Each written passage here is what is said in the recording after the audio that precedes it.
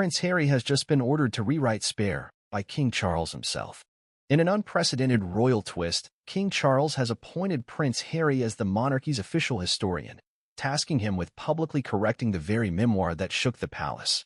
Yes, the same Spare that detailed explosive claims and intimate betrayals is now at the center of a royal rewrite. Why now? And why Harry? Insiders say this move isn't just about facts, it's about power, legacy, and control. From behind-the-scenes pressure to cryptic warnings, rewrite Spare, or else this story is far more than a PR stunt. Stay with us as we uncover how this royal assignment could shatter what's left of trust inside the monarchy. Before we continue, please hit the like button, subscribe to the channel, and turn on the notification bell for updates. What if the most talked about royal memoir of the decade, the tell-all that shook Buckingham Palace to its core and divided public opinion around the world, was suddenly declared inaccurate by the very man who wrote it? What if, in a stunning twist, the monarchy's most rebellious son was not only welcomed back into the fold, but handed a role that placed him face to face with the very truths he once bled onto the page? That's exactly what appears to be unfolding behind the gilded gates of the British monarchy in a revelation that no one saw coming, not the press, not royal watchers, not even Prince Harry himself. In a move that has left many reeling and others speechless, King Charles III has announced a groundbreaking and deeply personal appointment. Prince Harry, the Duke of Sussex, the very man who publicly renounced royal duties, criticized the firm on global platforms, and authored a memoir full of intimate grievances, has now been designated the official royal historian. And his first assignment? To publicly correct the record. Specifically, to revisit and revise his own book, Spare. Yes, you heard that right. The same memoir that exposed alleged family betrayals, that painted a bleak picture of royal life, and that sent shockwaves across the globe, is now the center of a royal restoration project. The king has ordered that the historical narrative surrounding the monarchy, including the controversial claims in Spare, must be clarified, corrected, and realigned with what the palace deems truthful historical context. And who better to lead that mission, it seems, than the one who veered furthest from it? But what lies behind this unprecedented move? Is it an olive branch from a father desperate to bring back his prodigal son? Is it a calculated PR maneuver to reframe the monarchy's narrative in the public eye? Or is it something more strategic, perhaps even coercive? After all, according to sources close to the palace, this appointment comes with a caveat that's hard to ignore: rewrite Spare, or else. Let's pause there. That ultimatum has ignited intense speculation across both the British press and international media. What does "or else" entail for a man who's already stepped down from royal duties, surrendered patronages, and crossed continents to forge a new life? Could there be a hidden clause in the Sandringham Summit agreements that permits such a maneuver? Or is this simply the king playing the only card he has left in the hope of rescuing a tarnished legacy, both Harry's and the monarchy's? As the world watches this royal about-face, questions are multiplying like headlines.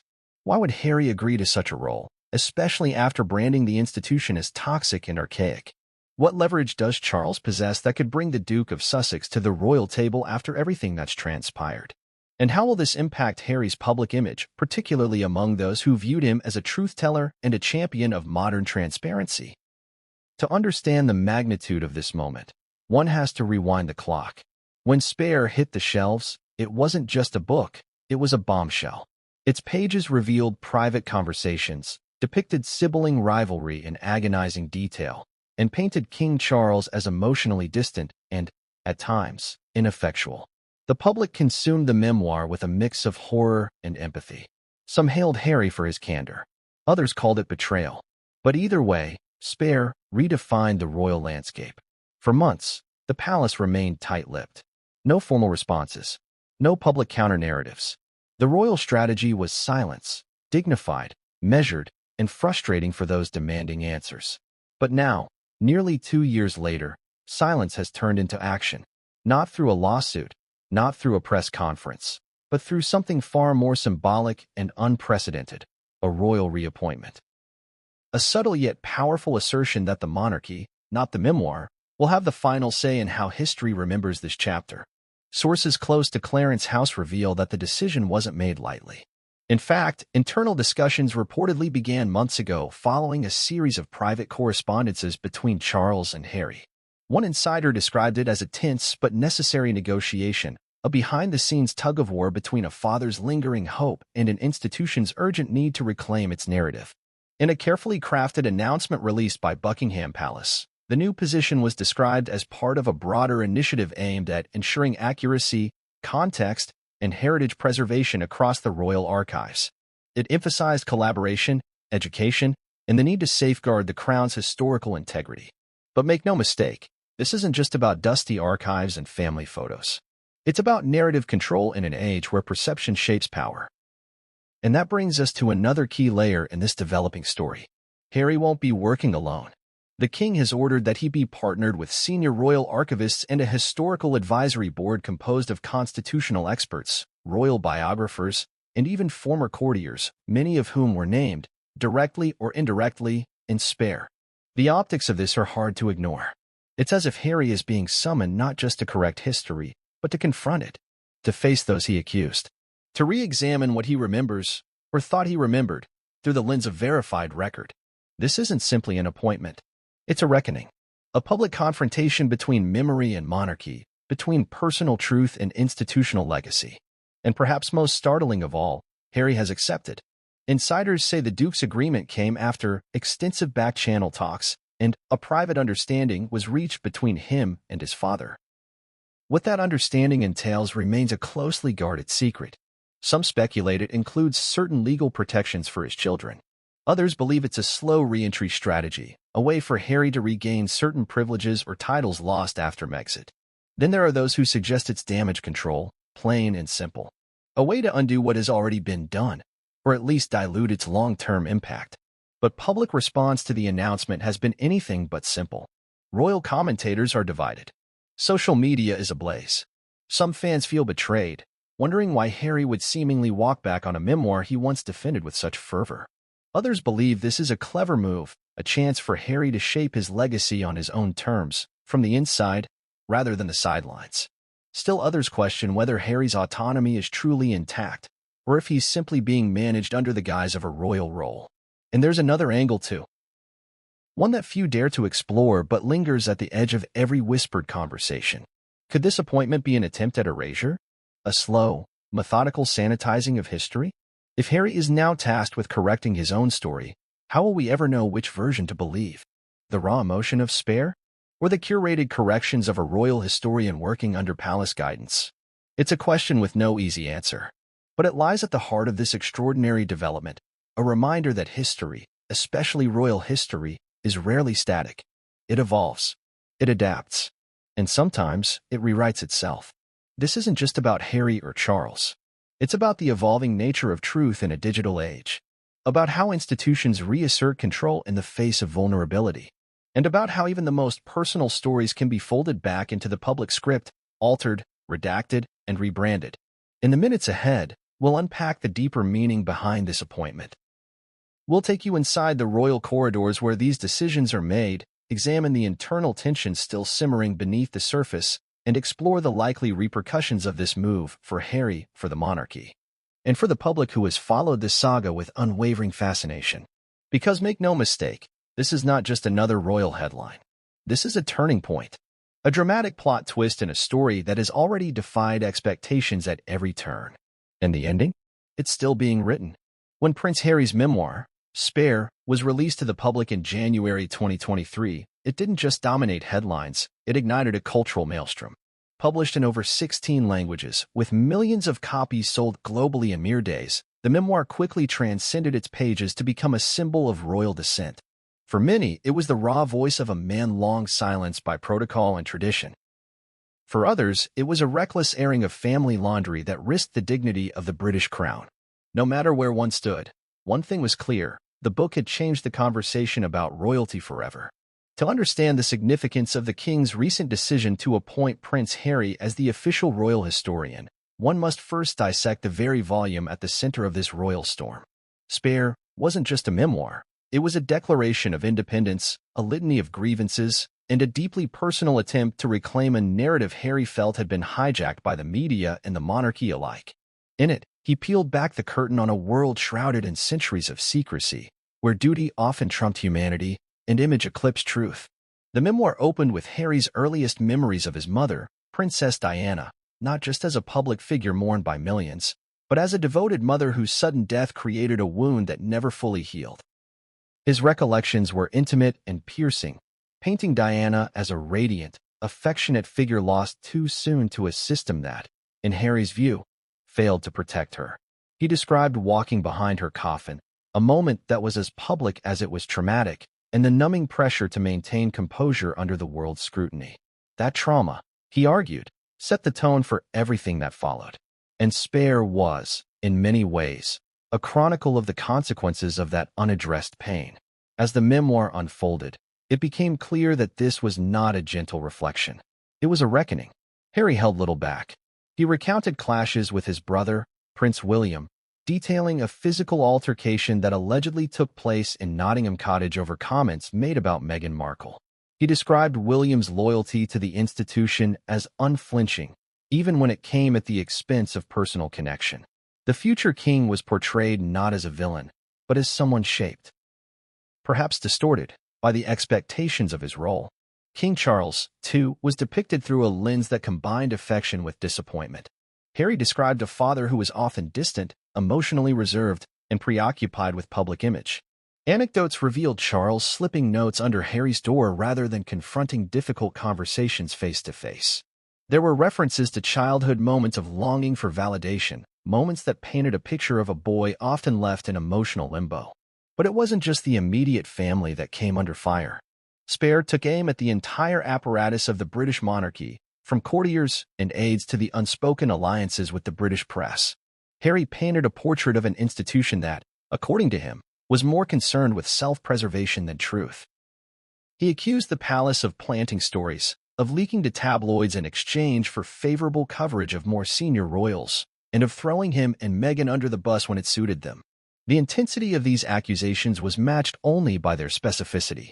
Harry didn't speak in vague generalities. He named names, cited incidents, and provided dates. Whether one believed every detail or not, the level of transparency was unprecedented. It was as if Harry had flipped the royal script, one that had always depended on silence and discretion, and replaced it with confessional prose. This strategy was not without its risks. While Harry gained legions of supporters who admired his courage and vulnerability, he also attracted harsh criticism. British tabloids lambasted him as ungrateful and self-serving. Royal experts accused him of jeopardizing the very institution that had shaped him. Even neutral observers wondered whether the public airing of such personal matters served any meaningful purpose, or whether it simply fanned the flames of division. Yet, for Harry, the purpose seemed clear. Spare was not just about the past, it was a plea for understanding. A declaration of identity outside the confines of royal obligation. It was his attempt to reclaim agency over a life dictated by tradition, expectation, and surveillance. And then came the consequences. Within weeks of the book's release, the royal family retreated further into silence. There were no official statements, no interviews, no attempts to counter the narrative. But the shift was palpable. Invitations to major royal events were reportedly rescinded. The distance between Harry and his family widened, not just geographically, but emotionally. It was clear that Spare had drawn a line in the sand. Behind closed doors, however, the situation was far more complex. Sources now reveal that, despite the public tension, Charles never stopped reaching out to Harry. According to individuals close to the monarchy, the king maintained a line of communication with his youngest son, even if sporadic. These exchanges, though strained, may have laid the groundwork for the stunning reversal we're witnessing today. There are whispers that the monarchy had long been preparing a response, not in the form of retaliation, but through strategic reclamation. The idea, reportedly floated by royal advisors, was simple yet radical. If Harry had used his voice to damage the institution, perhaps he could also use it to restore it. That idea slowly took shape into the role we now know as the official royal historian.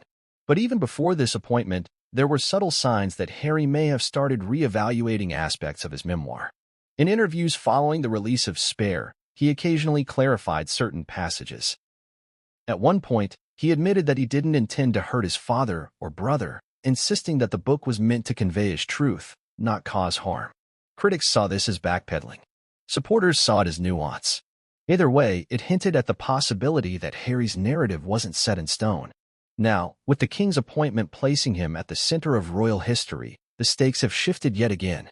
The man who once sought to separate himself from the monarchy is now being asked to curate its legacy. And at the heart of that mission lies the question of spare, its accuracy, its motivations, and its consequences. According to sources within the palace, one of Harry's first tasks will be to lead a comprehensive review of recent royal history, including events chronicled in his own memoir. This review is expected to include cross-referencing personal accounts with archival records, correspondence, and witness statements from former staff. The goal, officially, is historical accuracy, but unofficially, it's something more: reputational recovery. There's no denying that spare inflicted reputational damage. While the royal family has survived scandals before, the intensity of Harry's allegations, and their timing, placed the monarchy under a microscope it couldn't easily escape. The Netflix docuseries, the Oprah interview, and finally the memoir created a trifecta of media scrutiny that altered public perception globally. Now, the monarchy is betting that the very person who stirred the storm might also be the key to calming it. For Harry, the challenge is immense. He is no longer just a narrator of personal experience. He is being asked to act as a guardian of collective memory, to bridge the gap between individual truth and institutional history. It's a role that demands not just honesty, but humility, not just insight, but accountability. And perhaps that's the deeper purpose behind this appointment. A chance for reconciliation, not through vague apologies or media statements, but through the painstaking work of contextualizing and correcting. A process where facts are weighed against feelings, and where history is not rewritten, but refined. It is a move filled with symbolism.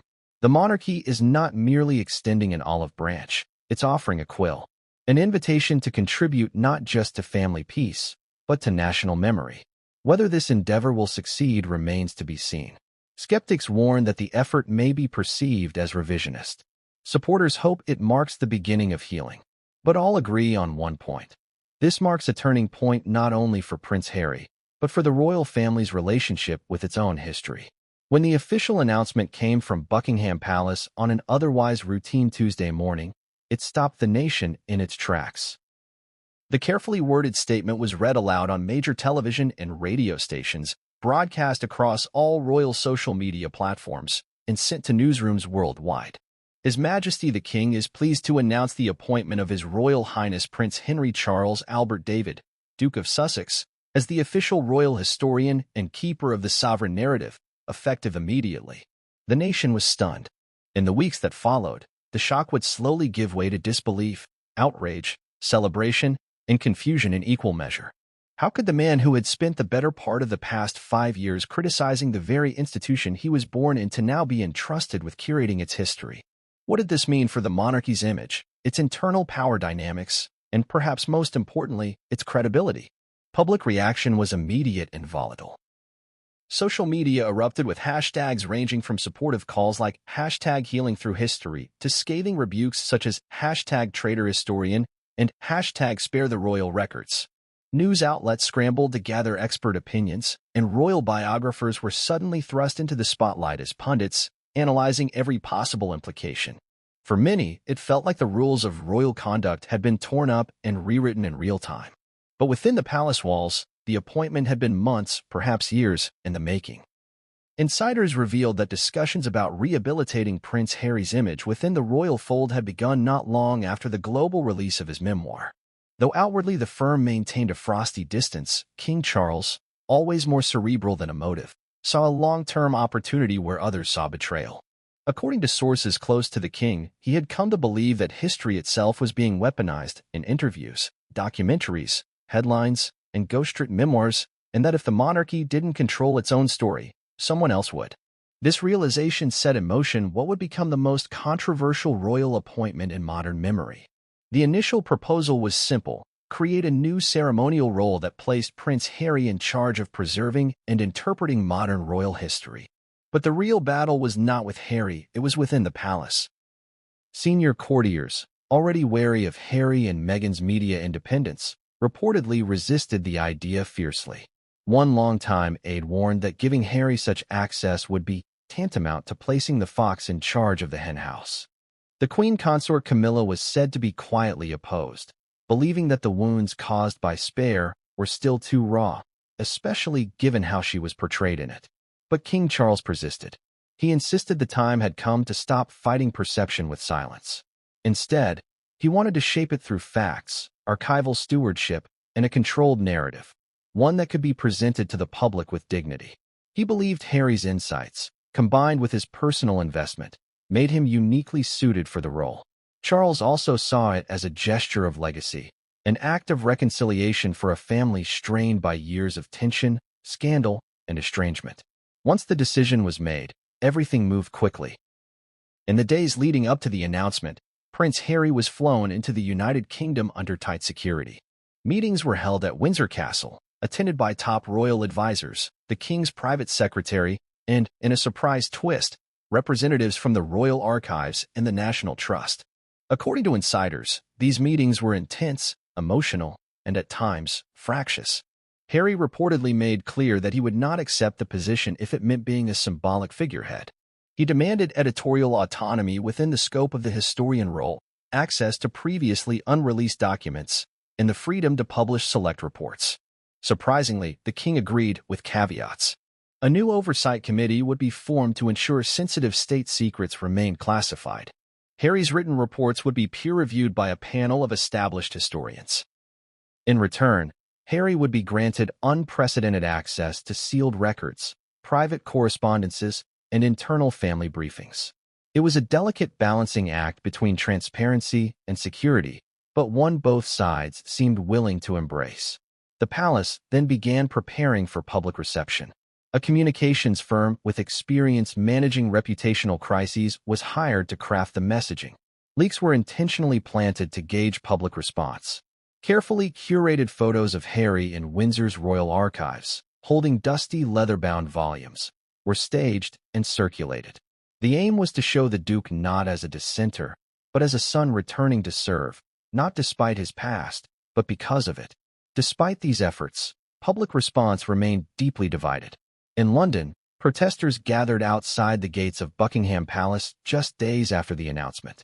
Some held placards that read, "History can't be rewritten," while others shouted slogans questioning the king's judgment.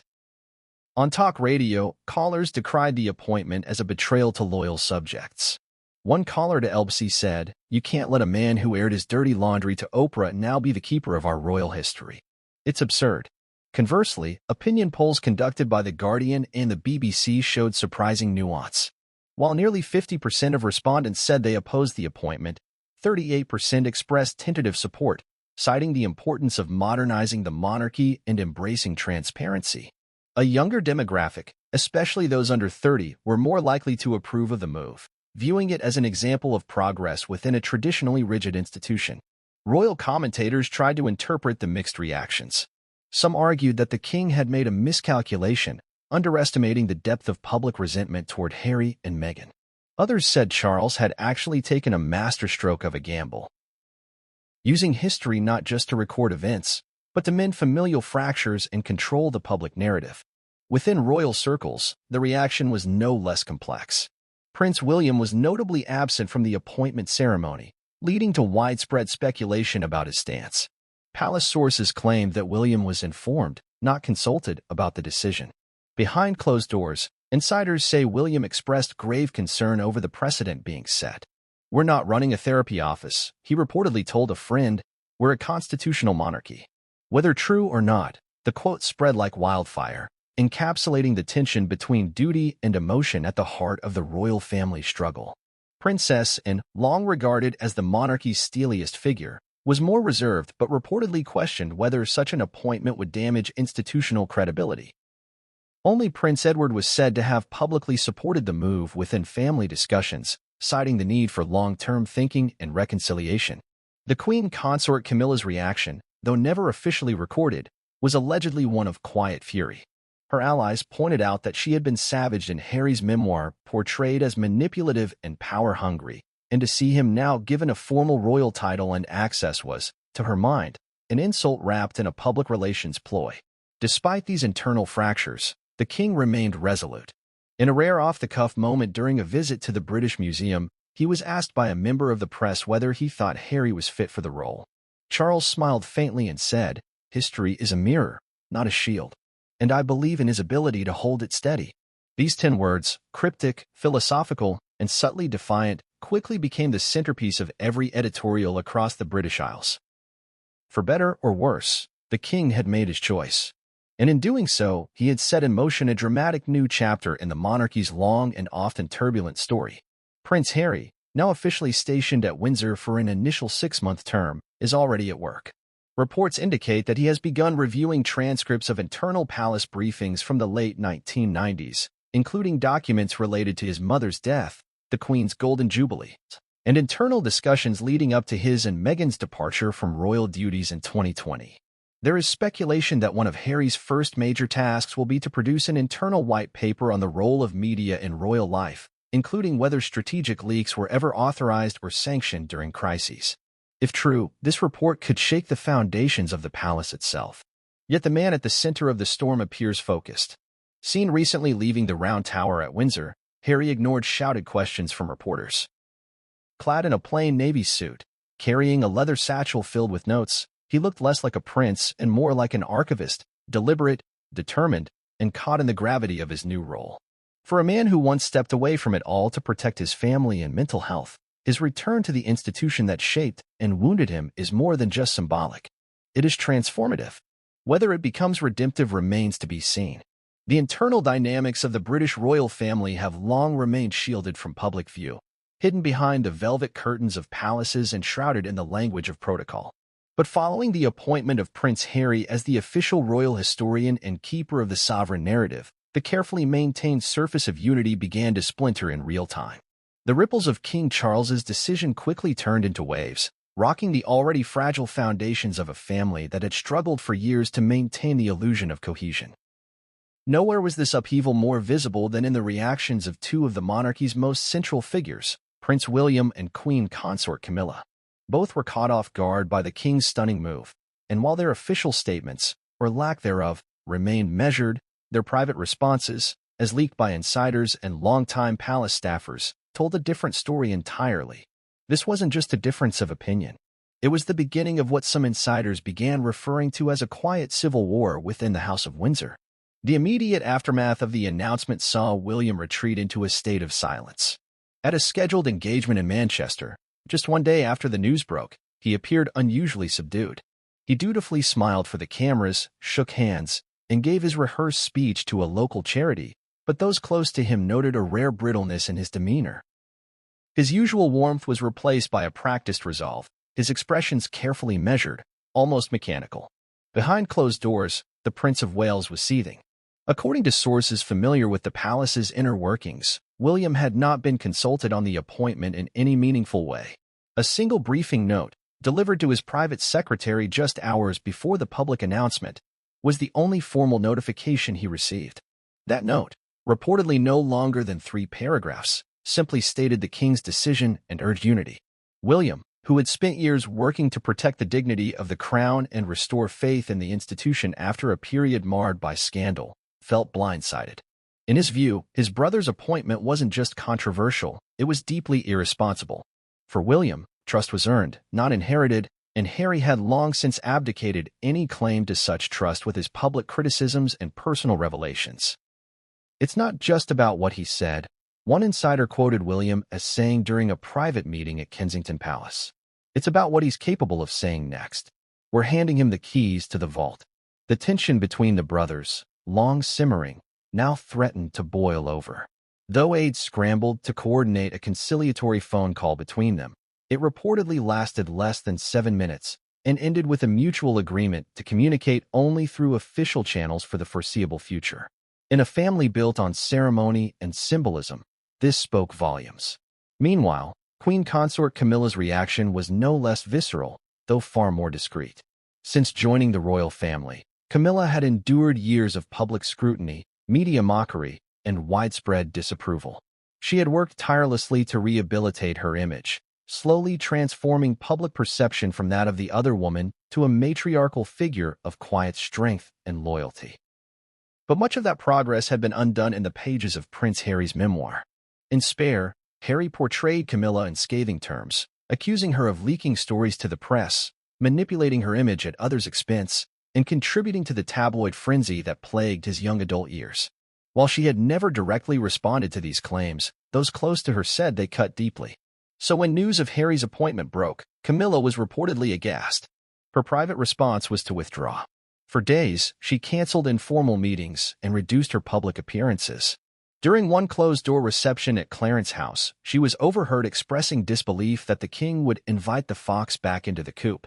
The comment, though brief, circulated rapidly among palace staff and media circles alike. What stung most, insiders claimed, was not merely the appointment itself, but the perception that Camilla's opinion had not been weighed. In years past, Charles had often sought her counsel on delicate matters. That this decision had been made unilaterally signaled, to her, a shift in power and trust. Camilla, known for her ability to navigate political minefields with a wry smile and measured tone, began pushing back in quieter but effective ways. She reportedly convened a meeting with her closest advisors, instructing them to monitor all of Harry's public communications and historical publications under his new title. Anything deemed historically reckless or reputationally dangerous was to be flagged immediately and sent to the king's office. She also quietly strengthened her alliance with Princess Anne, who shared her skepticism. This burgeoning alliance between Anne and Camilla began to take on increased importance. Both women, though starkly different in public persona, shared a deep commitment to tradition and duty. Neither had much patience for media spectacle or internal drama. Together, they began advocating for the creation of an internal advisory panel that would oversee all historical work Harry intended to publish. Officially, this panel would serve as a quality assurance mechanism. Unofficially, it was a leash. William, meanwhile, turned to his own sources of influence, namely, the growing network of international charities, foundations, and Commonwealth representatives he had spent years cultivating. Through a series of back-channel conversations, he began voicing concern not just about Harry's appointment, but about the direction the monarchy was taking under Charles's leadership. To trusted confidants in Canada and Australia, he framed the situation as a question of stability and legacy. Tradition is not the enemy of progress, William reportedly told one Commonwealth diplomat. But trust is the foundation of both. And right now, we're handing the narrative to someone who left the room when it mattered most. This comment, like so many whispered in confidence, found its way into headlines within days. As internal tensions escalated, Buckingham Palace faced a growing public relations crisis. On the surface, all remained calm, smiling appearances, carefully crafted speeches, photo ops with dignitaries.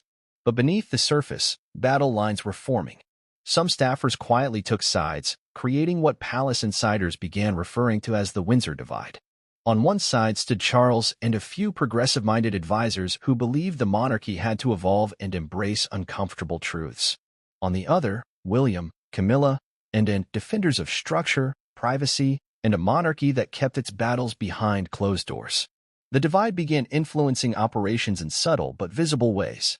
Speeches were revised with tighter control. Public engagements were timed to avoid overlap or perceived rivalry. Even staff assignments were adjusted, ensuring that aides loyal to one camp were not embedded too closely with the other. This internal fallout did not go unnoticed by the press.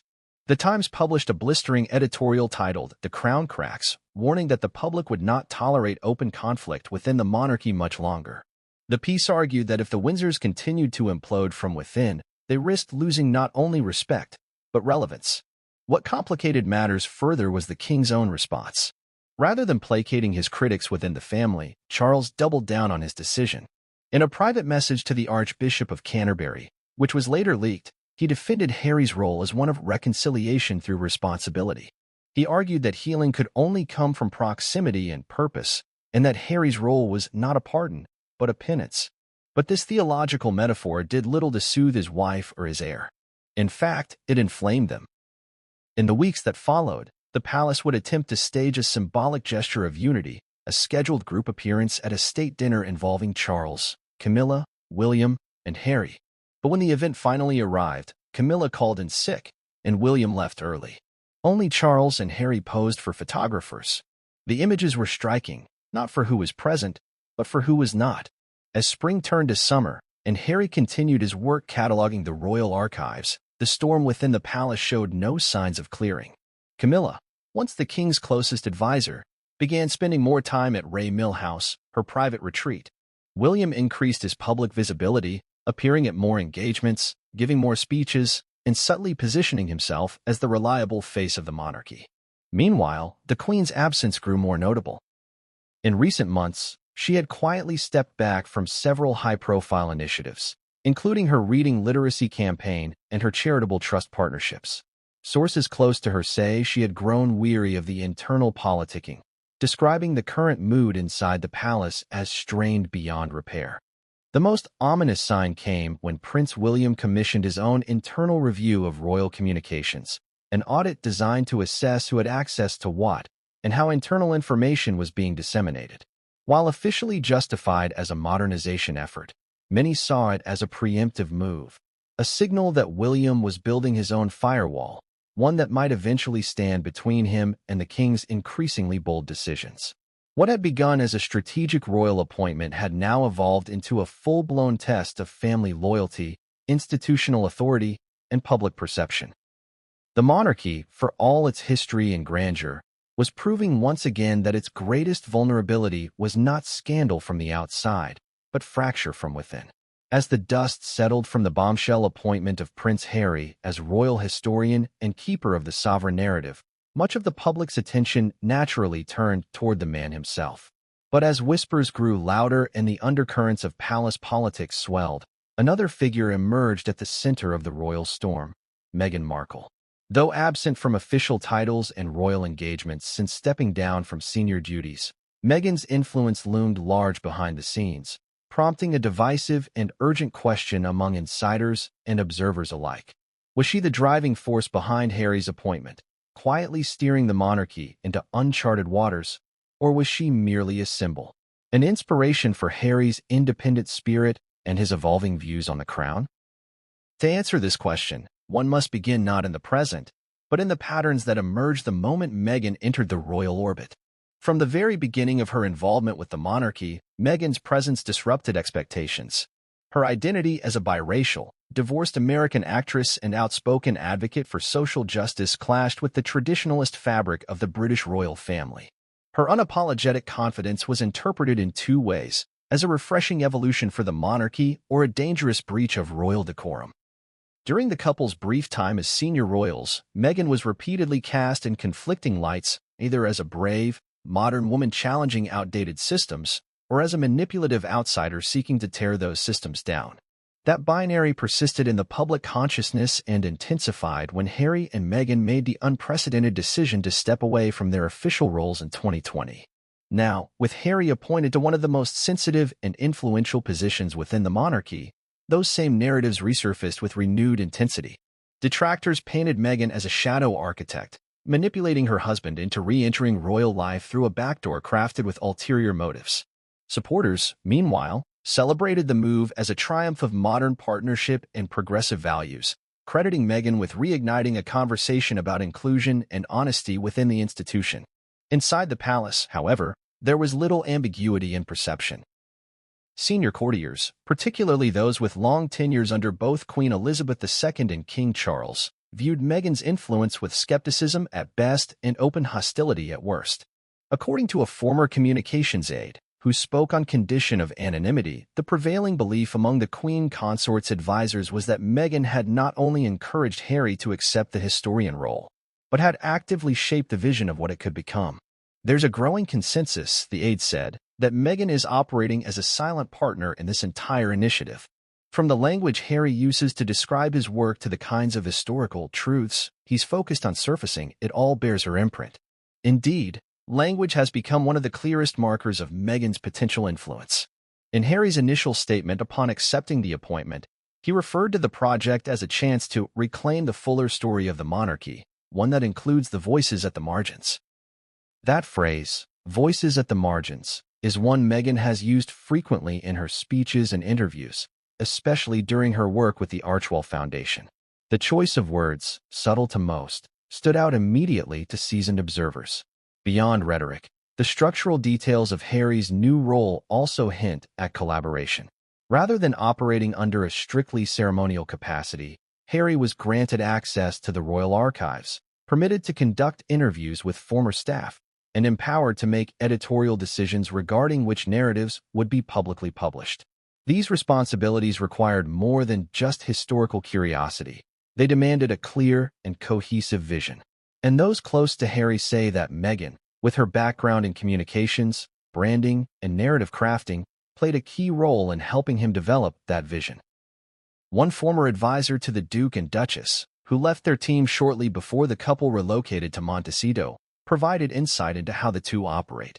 They're a team in every sense of the word. Meghan's influence isn't about control, it's about perspective. Harry trusts her instincts. She reads between the lines, sees the symbolism in everything, and she pushes him to think about legacy, representation, and justice.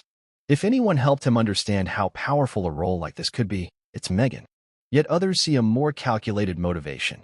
To these critics, the role of Meghan is not that of a guiding partner but a skilled tactician. They argue that the move to reinsert Harry into the royal framework, particularly in a role centered around controlling history and narrative, is part of a broader strategy to reshape the monarchy and their image. As one anonymous royal biographer put it, Meghan understands the power of story better than most people in the royal circle. And she knows that whoever controls the story controls the institution. This theory gained traction after it was revealed that Archwell Productions, the couple's media company, was planning a docuseries chronicling Harry's work as royal historian. Though branded as an educational and heritage-focused production, many within the palace viewed it as an attempt to further blur the line between duty and media, reinforcing fears that the appointment was less about preservation and more about provocation. Queen Camilla, in particular, was reportedly alarmed by this development. She had already been deeply wounded by Harry's portrayal of her in his memoir, and the idea of her past being re-examined through a public documentary lens was profoundly unsettling. Sources close to her described her reaction as one of measured fury. She reportedly urged King Charles to institute tighter oversight on the types of materials Harry could access and release. But Charles, continuing his pattern of siding with progressive modernization, declined. According to two insiders, his response to Camilla was simple and unequivocal: the truth will stand. Still, Camilla's concerns found allies elsewhere, particularly among members of the royal communications team, who began unofficially categorizing Meghan as a variable of instability. This internal label, while not used in formal documents, reflected a growing concern that her role in shaping Harry's actions was destabilizing a fragile equilibrium. Adding to the complexity was Meghan's own silence. Since the announcement, she had refrained from making any public statements about Harry's new position. She appeared at a few philanthropic events in California, issued press releases about Archwell's ongoing work, and gave no interviews. This silence, however, only deepened speculation. Was it a calculated decision to keep attention focused on Harry, or was it a form of tactical retreat to avoid inflaming tensions further? In private, according to a friend close to Meghan, she was deeply aware of the scrutiny and made a conscious choice to let Harry take the lead. She knows the palace is waiting for her to slip up. Every word she says will be dissected and politicized. So she's choosing silence. That doesn't mean she's not involved. It just means she's picking her battles. And yet, despite the media frenzy and internal royal backlash, Meghan's defenders insist that she is being scapegoated for Harry's autonomy. They argue that the very notion that Meghan is secretly controlling her husband is a thinly veiled form of misogyny and racism, tropes that have plagued her since she first entered the royal spotlight. People want to believe that Harry couldn't make a decision like this on his own, one political commentator observed. That's not just disrespectful to Meghan, it's insulting to Harry. He's a grown man, a military veteran, and someone who's lived the consequences of being silenced. To assume he needs a puppet master is absurd. Regardless of which interpretation holds more truth, what's undeniable is that Meghan's shadow looms over every move Harry makes within his new role. Whether as instigator, inspiration, or innocent bystander, her presence is deeply felt by those inside and outside the monarchy. Meanwhile, the public remains sharply divided. Polling conducted by a British think tank found that while support for Meghan remained low in the UK, hovering around 28%, it had surged in the United States, particularly among younger demographics. For many Americans, Meghan represented a woman who dared to challenge an antiquated system, and Harry's new role was seen as evidence that her influence had not just survived their departure from royal life, it had grown stronger. The irony, of course, is that a woman who once sought privacy and independence is now once again at the center of royal intrigue. And whether she embraces that position or continues to avoid the spotlight, Meghan Markle has become inescapable to the institution she once walked away from. As Prince Harry assumed his new role as royal historian and keeper of the sovereign narrative, a title loaded with power and historical weight, the silence from his elder brother, Prince William, echoed louder than any formal statement could. In a family where restraint is often more telling than rhetoric, William's conspicuous lack of public acknowledgement set off a tidal wave of speculation across British society, international press, and within palace walls. Was this silence a diplomatic strategy to avoid further fracturing an already fragile royal image? Or was it a deliberate cold shoulder? A clear signal of rejection and perhaps even disapproval over Harry's re-entry into the heart of the monarchy? To understand William's reaction, or calculated lack thereof, one must consider the emotional terrain of their relationship. Once the heir and the spare duo that symbolized the unity of the post-Diana monarchy, William and Harry had grown increasingly estranged over the past 5 years. The roots of that division were as much personal as they were political. While the world watched their seemingly tight-knit bond unravel in real time, the forces pulling them apart were both deeply intimate and institutionally seismic. Insiders close to William speak of a deep and enduring sense of betrayal. Following the explosive Oprah interview and the publication of Harry's memoir, Spare, William was said to be devastated and disgusted, not merely by the disclosures themselves, but by Harry's willingness to lift the veil on palace secrets that had, for generations, remained tightly sealed. The monarchy had always operated on the principle of controlled narrative, a concept now ironically placed under Harry's official purview. For William, this was more than just irony. It was a violation. So when King Charles announced Harry's appointment, without, it seems, fully consulting William, it ignited a new kind of rift between father and son, and between brothers. The first indication came not in the form of words, but gestures. A close aide to William revealed that the Prince of Wales was informed of Harry's appointment less than 24 hours before the official press release. There was no private meeting, no personal call. Just a short briefing with the King's private secretary and a carefully worded statement passed down through royal channels. The King believes this is a vital step for the preservation and evolution of the monarchy. To William, it reportedly felt like an ambush. Behind palace gates, William's reaction was sharp. Several sources confirmed that he immediately canceled a scheduled family dinner at Clarence House, where he was to meet with his father and Queen Camilla to discuss ongoing preparations for the King's upcoming Jubilee celebration. His absence was noted, and his silence since has been deafening. Not a single statement, gesture, or social media post acknowledging Harry's new role. No congratulatory remarks, no show of support, and certainly no offer of collaboration. According to one former royal correspondent with years of access inside Kensington Palace, William views Harry's new position not just as a familial dilemma, but a constitutional one. William doesn't see this as simply a case of personal hurt, the correspondent noted. He believes Harry's presence in this role undermines the institution's credibility. How can someone who has publicly criticized the monarchy, who has exposed family grievances to the world, now be entrusted with the task of shaping its historical narrative?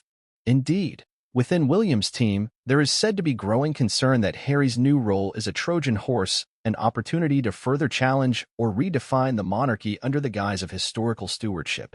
One Kensington Palace advisor, speaking off the record, articulated the fear succinctly. This isn't just about archives and history books. It's about control. It's about influence. And if Harry starts shaping public understanding of the monarchy's past, he inevitably shapes its future. The power struggle is complicated further by public perception. Polls conducted in the days following the announcement revealed that while younger Britons and much of the international community viewed Harry's appointment positively, the older British demographic, William's core support base, was skeptical. Many saw it as a betrayal of trust. Others viewed it as a symptom of King Charles's perceived softness, a monarch more willing to appease his younger son than to protect the crown's legacy. It's a dilemma William is uniquely sensitive to. As the future king, he has been raised to value continuity, discretion, and duty above all else. These principles have informed his every decision, from his relatively modest public presence to his deliberate shielding of his children from media frenzy. In that context, Harry's re-entry, complete with the potential for media amplification through Archwell-backed projects, represents everything William has worked to avoid. And yet, despite his silence, William is not idle. In the weeks following Harry's appointment, William began a series of quiet but deliberate engagements designed to reinforce his own version of royal duty. He ramped up visits to historically significant sites across the UK, including unannounced appearances at World War memorials, museums, and educational institutions.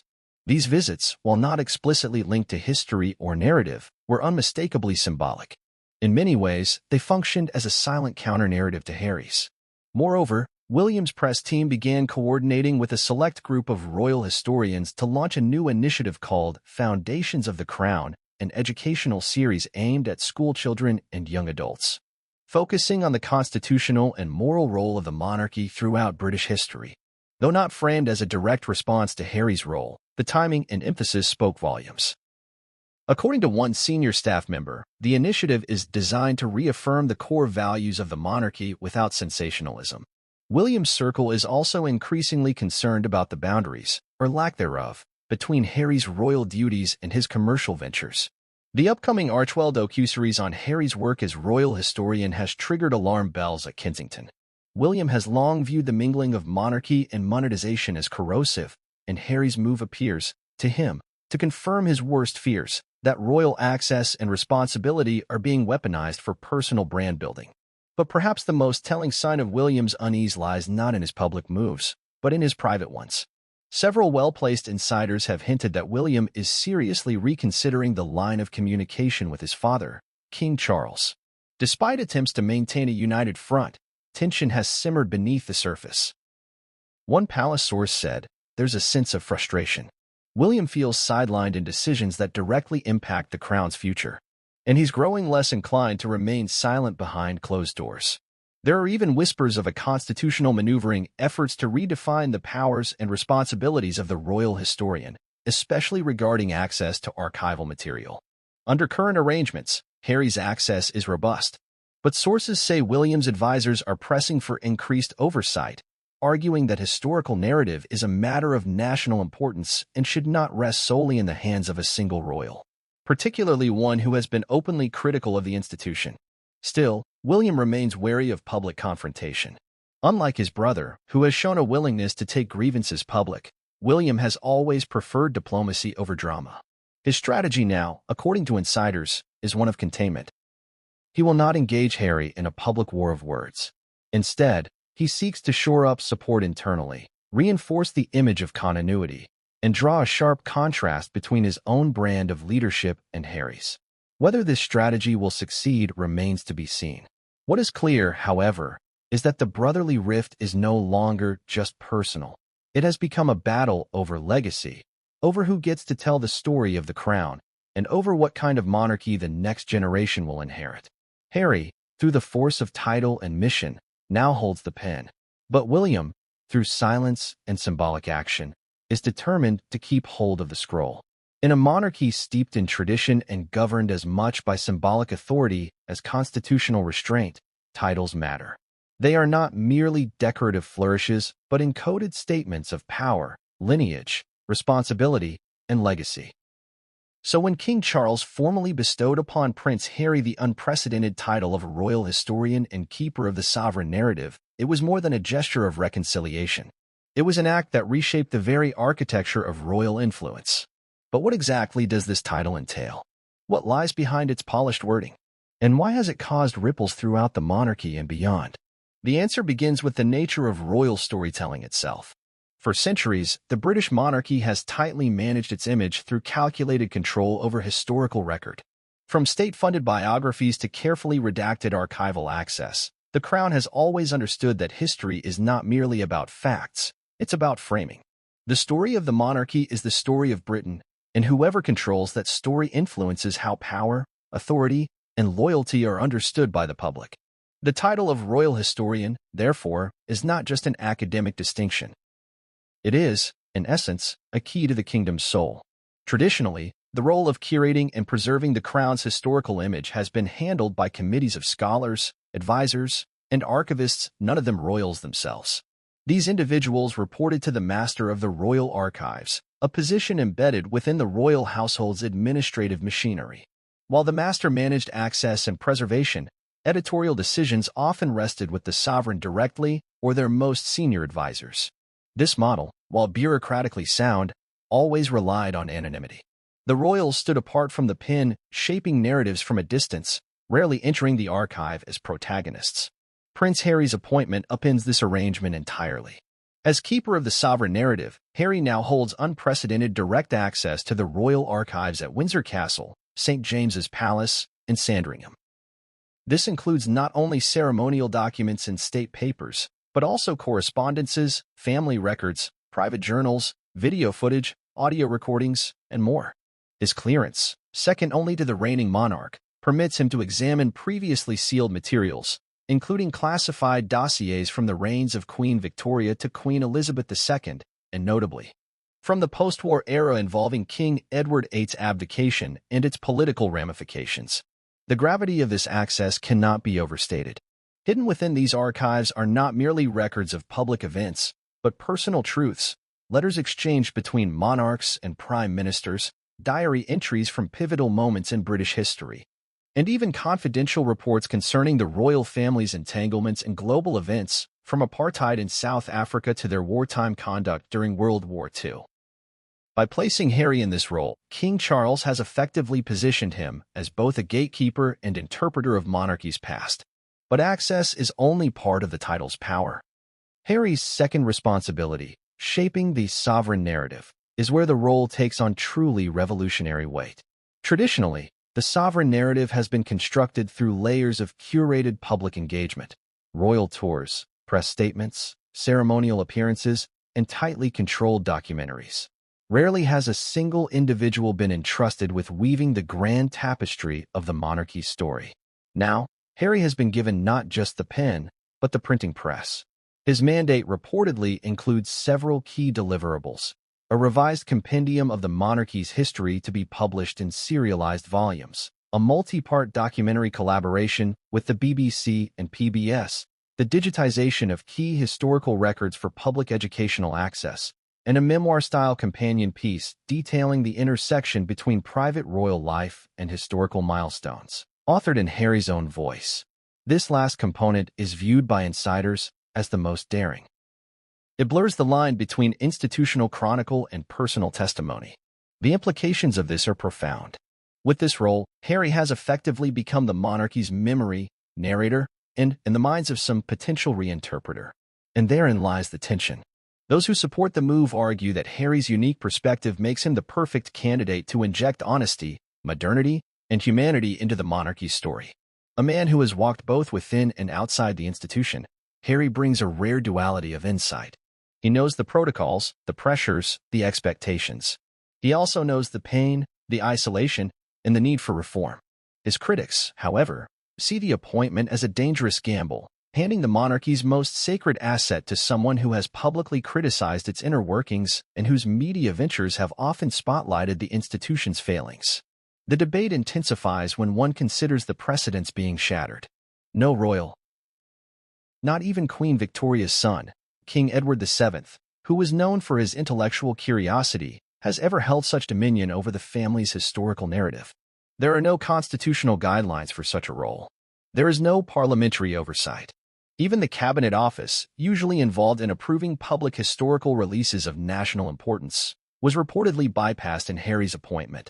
Compounding the controversy is the fact that Harry's new role places him in a position of indirect authority over current and future historians. Those wishing to gain access to the royal archives for research purposes must now submit requests that may ultimately pass across Harry's desk. While palace officials insist that an independent board will assist in review, the perception that one royal now holds de facto veto power over historical research has alarmed academics across the UK. One Oxford historian, who has worked with the Royal Archives for over 2 decades, voiced her concern publicly. It is a mistake to centralize narrative authority in a single figure, no matter how well-intentioned. History requires transparency, not proprietorship. Others, however, see this as a unique opportunity for the monarchy to reckon with its own past. Harry, they argue, may be more willing than his predecessors to confront uncomfortable truths, the monarchy's colonial entanglements, its involvement in the transatlantic slave trade, its responses to global crises, and even its treatment of women within the royal family. Already, there are rumors that his first major project will tackle the role of British royals during the dismantling of the empire, a subject historically treated with delicacy and omission. This spirit of reckoning aligns with King Charles's vision for a modern monarchy. Known for his progressive views on the environment, multiculturalism, and social justice, Charles has often expressed a desire to reshape the monarchy's role in contemporary Britain. By placing Harry, a royal shaped by both military service and global humanitarian work, in charge of historical reinterpretation, the king may be signaling his readiness to confront the uncomfortable shadows of the crown's legacy. Still, skeptics abound. Among the senior courtiers at Buckingham and Kensington, whispers of unease continue. Many suspect that this title may embolden Harry's media ambitions and revive tensions with the British press. There are particular fears about how the role may intersect with Archewell's media production deals. Though assurances have been made that all historical content will be vetted by a palace oversight committee, trust remains thin. Then there is the